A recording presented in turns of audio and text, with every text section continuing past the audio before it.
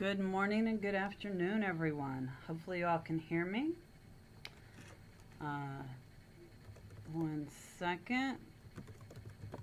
If someone could respond on chat and make sure that you all can hear me, that would be very helpful. All right, we're good to go. So my name is Ann Gillespie Mitchell. I am not your scheduled presenter this morning. Crista Cowan, our barefoot genealogist, is stuck in New York City this morning without power. Last we heard from her a couple hours ago, though, she was fine, just without power and ready to come home. I'm sure, like everybody else, our prayers and good wishes go out to everyone who's been touched by this hurricane. It looks quite horrible, but hopefully they will be back online and with us soon. I might suggest to all of you that if you have a little bit of extra cash, now would be the time to donate to the Red Cross. I'm sure they could use all the help they could get. Alrighty, let's get started. This morning, we are going to talk about clues in death records. Or excuse me, clues in the censuses. We're not going to talk about where to find death records and some of the other things. Crista has covered those in some of her other presentations over this last month. I would suggest that you look at the archives and find some of those others. But the censuses, because they are taken every 10 years, and then we have the state censuses mixed in, you can often find clues on when your ancestors died that will lead you where to go look for other pieces of information. So let's get started.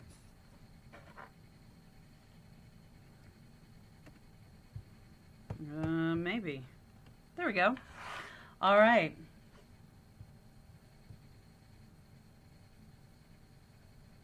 All right.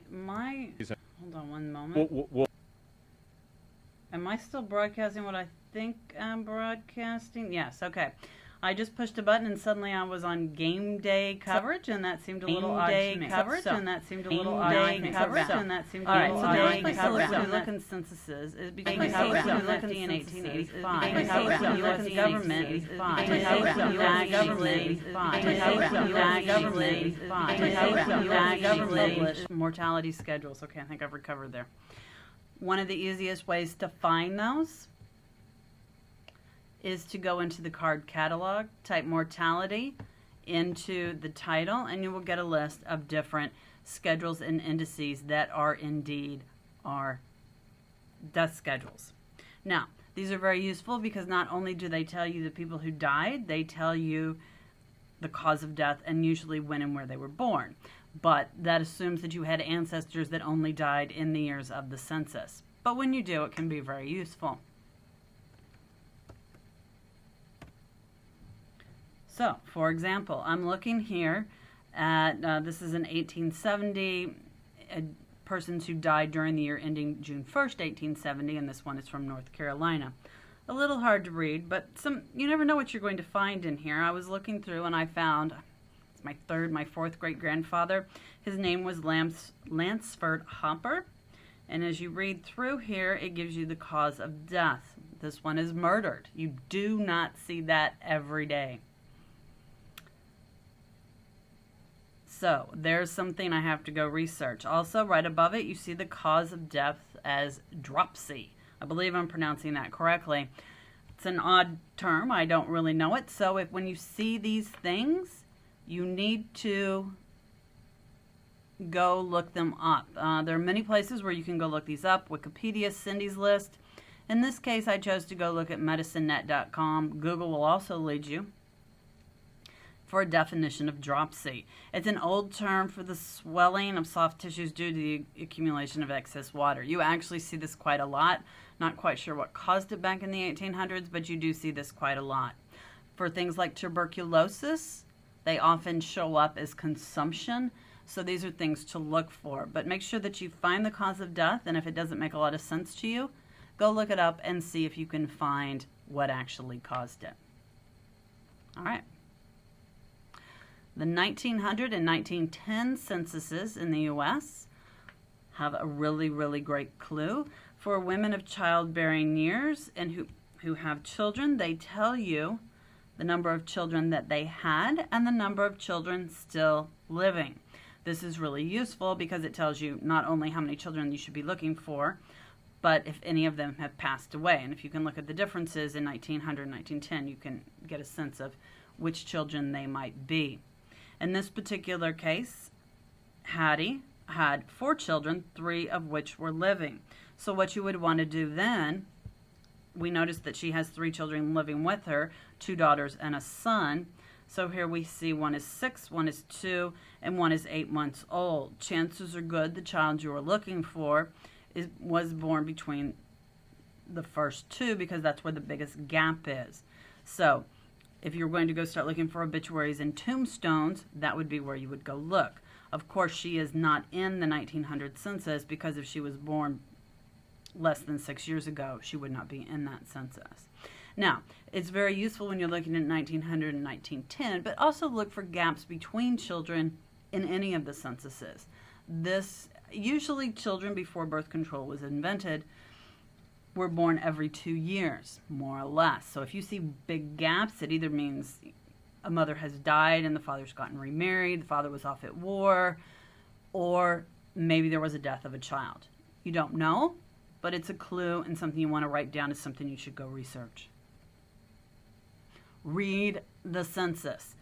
Too often we go through and we just attach a census and move on. But you need to take each census and you need to read it, and then you need to compare it to the one before and after. Let's take a look here at some of my ancestors. This is Jeremiah Gillespie. He was married to Mary Elizabeth. He has in here 4 children, Harriet, James, this is William, and Sarah, who was 8 months old. Now you notice here that there's a very huge gap. There's 10, 9, 7, and then suddenly, quite a few years later, there's a child. Now it turns out that Jeremiah and Mary were still married. I am not quite sure why there were no children in that big space, but it is a bit of a mystery that someday I hope to figure out if Jeremiah was gone or what the situation was here. Often remember between 1860 and 1870 you'll see big gaps just because of the Civil War, but that was not the case here. All right, but the key that we're looking for here in 1860 is Sarah, and she's a little less than 1 year old, so I expect to see her in 1870 at age 11. At age 11, she would be too young to be married. So I go and I look in 1870. Now, this is a very convoluted census. My great-great-grandmother's name is written as Anne, which is not her name. This is Hattie, though, James, William, George, who was not on the previous census for some reason, and then Paul, who was 7. But there's no Sarah here. Now, was she just left off? Was it a mistake? Was she living with someone else? Or did she really die? You don't know for sure from looking at this, but you do know that you should go look. So where are some places that you could go look? Well, in this particular example, this is where I find the answer. First, I'm going to start on the state pages. And you get to the state pages by clicking on the search tab right here, and then down at the bottom you'll see a map. I click on Virginia, and this is what I see. So what I'm looking here is for Virginia birth, marriage, and death records. I'm looking for death records. Now, fortunately in Virginia, for what I'm looking for, I notice they have Virginia deaths and burials index. These aren't the actual images, but an index between 1853 and 1917. So Sarah may be in here if she did indeed pass away, because she would have died between 1860 and 1870. So, indeed, I look her up, and I do find a Sarah Gillespie. The name, again, is horribly misspelled. Birth date, about 1858, which fits. Birthplace, Amherst. Death place, Amherst. This is where that family lived. And she died February 1865, near the end of the war. Her parents are listed as Jerry and Mary Gillespie. I often see Jeremiah's name written as Jerry, so I'm pretty sure this is the right person, which tells me Sarah died young. Doesn't tell me what she died of, though, but you'll notice here that it says FHL film number. So what that means in the family history library, and you also see it down here in the description, there is a film which has this information, And if I go look at that film, it doesn't state so here, but it may have digital copies of the originals, or they may just be compiled records. But that may be a place where I can go find more information. But now I do know why she actually is not on the 1870 census. Other things you should look for. All right, this time we're going to move to Rockbridge, Virginia. One of my ancestors, it says James, is actually John. John is married to Nancy in 1850. So I've got John Donald here, age 37, Nancy here, age 37. Now when I move to 1860, you'll notice I've got Nancy here, but she's 44 and John is 51. Okay, so both their ages are totally off here. Something is not right here. And I don't have all the children from 1850, but the children are the same, so I'm pretty sure this is the same John. But Nancy's age is a little bit different. Now, when you look on censuses, we all know that ages are often mythical on censuses. They're guides. They're absolutely not always accurate. But I'm also looking here at the children, and there's a new child here, Mary, and there's a 7-year gap, which does often make me think when there's big gaps between children. One of the possibilities is that the mother died.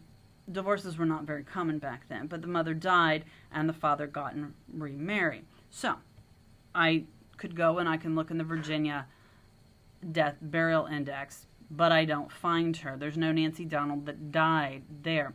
But not all the deaths are entered here. Just because somebody's not in an index doesn't mean that they didn't die. It just means it's not in that particular index. So what I do go look for here is marriage records. Now from this one I find on FamilySearch.org. And again, from the information that you're seeing here, you're like, well, how do you know for sure that was your John Donald that remarried a woman named Nancy Moses?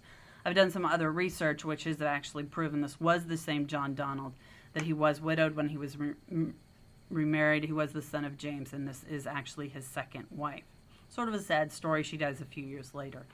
But look very carefully for changes in ages, gaps in children, because this will show you that maybe there has been a death in the family, and especially a name change in there. I brought this example up because just because the names are the same doesn't mean that they're the same person. All right. Another thing that you should look for, another place where you can look. One of the most obvious places that suggests the death of someone is someone who's getting on in years. In this case, we're looking at Charlton Wallace, and he disappears from the census records after 1900. So here he is in the 1900 census, Charlton Wallace with his wife, Martha. Now, if we go and we find Martha in the 1910 census, we find her living with her daughter, Elizabeth, and her grandson, John. Now, of course, you'll notice over here, and also a clue on the fact that a spouse has died, is when the status of the person is listed as WD or W, which usually stands for widowed. So we know Martha was widowed between 1900 and 1910, which suggests to us that Charlton did indeed die between those years. Now, we do not have a Lexington or a Rockbridge County paper on Ancestry.com, but there are different places that you can go look for newspapers and obituaries. One of those is Chronicling America, which is the Library of Congress's free site. It's a government, obviously, Library of Congress, and I went and I was fortunate enough to find his obituary in the Lexington paper. So one thing you should notice, too, when you're reading obituaries, he was over 80, so it tells us when he died. It tells us that he had lived in Natural Bridge. It tells us he was a plasterer, that he and his wife had been married for an amazingly long amount of time, over 60 years. It also tells us that the children that survived him, so we know who was living and who was dead then. So make sure you read obituaries, but make sure that when you're going through the census, the biggest thing you can do is compare year to year, right? How does a family change? Write it down, right? Okay, here's all the children that are here. You know, here's the people that are living with them. Then when you move to the next year, Where are the children? If the children moved out of the house, they indeed may have gotten married, moved out on their own, but go find them. Make sure that they're still alive. And when you see big changes in names and ages, go determine if actually the person has actually changed. The name rarely is going to be the same. Usually the name changes. But we've seen people who are the same person use a different name in almost every census. So you have to be careful. But again, read every image. Think about what you're looking at and compare them. And this will tell you how the family changes over the years and who is missing and who has possibly died. All right. It's short and sweet, a little last minute here, but I will put this particular PDF out on my blog site so y'all can get a copy of it if you like. And I'll stay and chat with you guys for a little bit just so that if you have questions, you can ask them. Somebody put Google News Archive is another free site that you can use. It absolutely is. Library of Congress is free. Google News Archives is free. There are a couple paid sites. I'm not endorsing them. I'm just saying they're out there. Genealogy Bank and Newspaper Archives that you can also use. We have newspapersarchives.com, which, as you know, is one of our sister sites, also has newspapers. Don't forget, too, that if you have the town that they live in, that you can always go check in city directories. And once a person disappears from a city directory, you can also determine when they died. So, all right. So like I said, I will stay online for just a little bit longer and answer any questions you have. If not, stay safe, stay dry, and we will talk to you all soon. We'll have a new set of events posted for November shortly as soon as we get Crista back and we can figure out what we want to talk about. Thanks, guys.